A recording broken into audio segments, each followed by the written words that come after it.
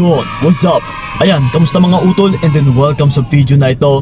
So once again, this is pa yung kaibigan ni Kiko. By the way, sa mga hindi pa nakapag-subscribe, nakapag-follow, yes, alam nyo na po yung dapat ninyong gawin, which is sapat na po yan para mas lalo pa tayong magaganahan talaga. Okay? So ito, dagdagan ko na naman ang inyong mga kaalaman. Kasi ito, ang magiging topic natin sa video na ito is gawin mo ito at hindi siya mapakali kakaisip sa'yo. Yon. So ito, mapababae mapalalaki. Diba? Kung may napapansin tayo kung bakit may mga tao talaga na yung tipong patay na patay sa mga partner nila. Hindi mapakali kakaisip sa mga partner nila. Yung tipong hinahabol-habol sila ng mga partner nila. Yes. So ngayon utol, kung gusto mong mangyari ito sa'yo, na yung partner mo is yung tipong hindi siya mapapakali kakaisip sa'yo, gawin mo lang yung mga bagay na ito. Okay? Gawin mo lang ito once na ikaw ay na-e-echapwera na rin. Yung tipong parang wala siyang pakialam sa'yo. Hala, ito sigurado utol. Papasok sa obsession na ma-o-obsess talaga yung partner mo sa'yo. Yung tipong siya itong habol ng habol, siya itong napapraneng, siya itong nababalisa, siya itong hindi mapakali kakaisip sa'yo. Okay? So ito, huwag na nating papatagalin pa. Una sa lahat is the power of absence. Yes. Ito mga utol, hindi nyo ba alam na kapag palagi ka na lang nandyan sa partner mo, palagi kang available, yung tipong parang palagi mo siyang nabibigyan ng kampante.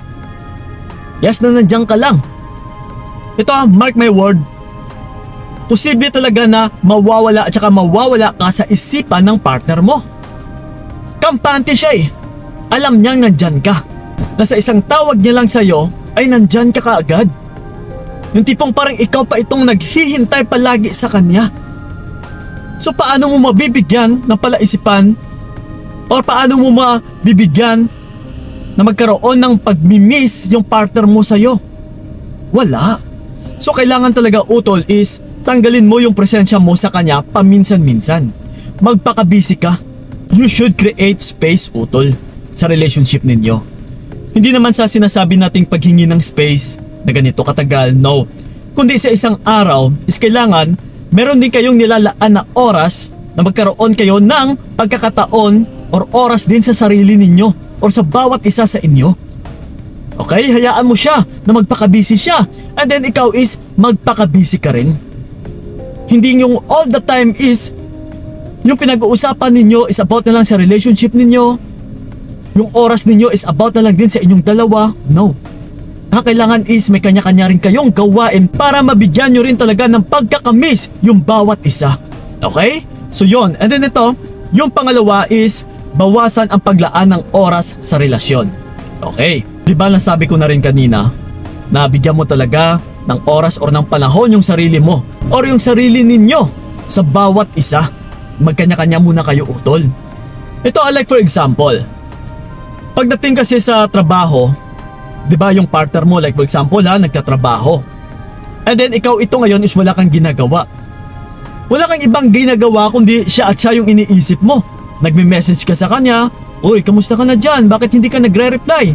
Diba kung titignan utol is ikaw pa itong nagbibigay or naglalaan ng panahon palagi sa relasyon ninyo. Habang siya is nagpapaka-busy sa trabaho niya.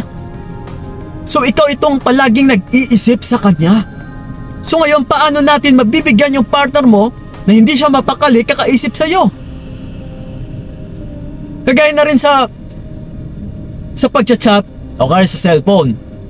Na halimbawa na lang yung partner mo is naglalaro, di ba?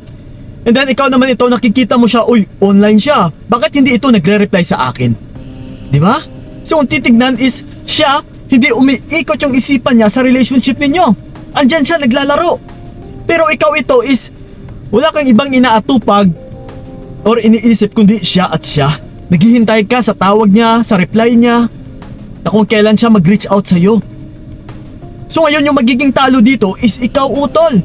Napapabayaan mo na yung mga gawain mo habang siya is nagpapaka-busy sa gusto niyang gagawin. Diba? So again, Paano mo mabibigyan ng palaisipan or hindi mapakali yung isang tao kakaisip sa'yo kung nandiyan ka naman palagi naghihintay sa kanya? Mas mainam pa utol na gawin mo rin yung kagaya sa ginagawa niya. Nagpakabisi siya? Okay, magpakabisi ka din. Dapat nga is ikaw itong binibigyan niya ng oras na hinihintay niya na kung kailan ka mag-reply. Na dito natin maggagawa yung mabigyan siya ng palaisipan kakaisip sa'yo. Yes. Dapat ikaw itong naging busy sa trabaho, naging busy sa gawain mo, sa mga hobbies mo, kahit sa paglalaro lang sa cellphone. Na dapat siya itong naghihintay sa'yo. Okay? So yun, and then ito, yung pangatlo natin is stop giving validations. Yes, ito mga utol. Huwag natin hayaan na i-feed at saka i-feed na lang sa kanya yung lahat ng gusto mong sasabihin din sa kanya.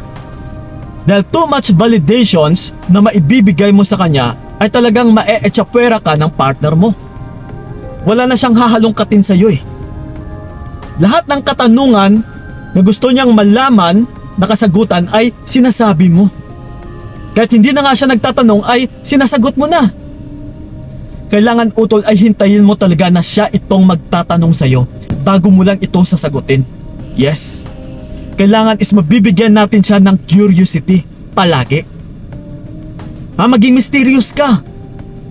Huwag mo siyang bigyan palagi ng atensyon. Huwag mong ibigay lahat ng mga balita galing sa'yo. Hayaan mo talaga na siya itong magtatanong, lalong-lalo na kapag ikaw ay babae. Hayaan mo yung partner mong lalaki yung magtatanong sa'yo. Kamusta ka? Anong ginagawa mo dyan sa ngayon? Kamusta yung trabaho mo? Kasi once na kahit hindi siya nagtatanong and then binibigay mo na lahat-lahat sa kanya, paano mo siya mabibigyan ng palaisipan sa'yo? Wala na. Kasi once na may curiosity yung isang tao utol, yes, isa na rin ito na magsasanhi na hindi siya mapapakali kakaisip sa'yo. Naku-curious siya eh. Okay?